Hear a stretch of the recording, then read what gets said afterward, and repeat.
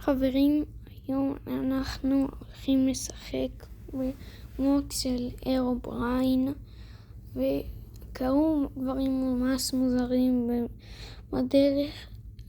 כדאי לכם להישאר ולצפות עד הסוף כדי לדעת מה קרה לי, ואני מקווה לא לקבל גזם סקר. אז בואו נתחיל. כל חברים כאן איתנו, ואנחנו בסרטון. כרגע אני נמצא במוד אירובריין, וכרגע אני חייב לשרוד.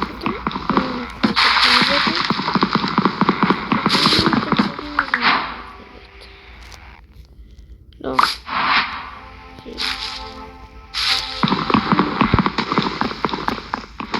נראה לי לחתוך קצת את ההתקדמות, ואם אני מזון הרי.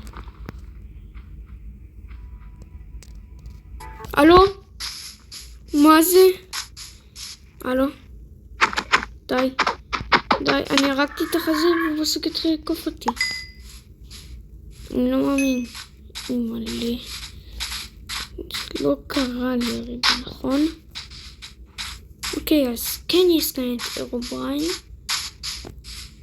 כן, הוא נמצא בעולם הזה. עכשיו אני חייב גם להיזהר מחיות. לא מאמין שאני חייב לעשות. ככה יש לי מתוקף בסכנת מוות. הלו? יש שם פירמידת חול? זה לא מבוים. אני נסבע שזה לא מבוים. פשוט יש כאן פירמידת חול.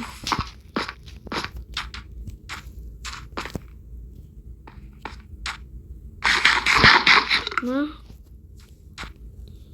אוקיי, הדברים כאן מתחילים להסתבך ואני רק 7 דקות במשחק. אוקיי, אני לא יכולתי להקליט לכם את זה, אבל לשנייה פשוט נהיה לילה ואז בוקר, אבל לא הספקתי להקליט. אוי, איזה התעניינה, נכנסתי את עצמי. טוב, אני כבר בערך מ10 דקות צילום, ואם אתם רוצים חלק 2 אני אעשה. וזה בכלל לא עושה אני מפרק עכשיו כי יש לילה. אז אם אתם רוצים חלק 2 תרשמו בתגובות.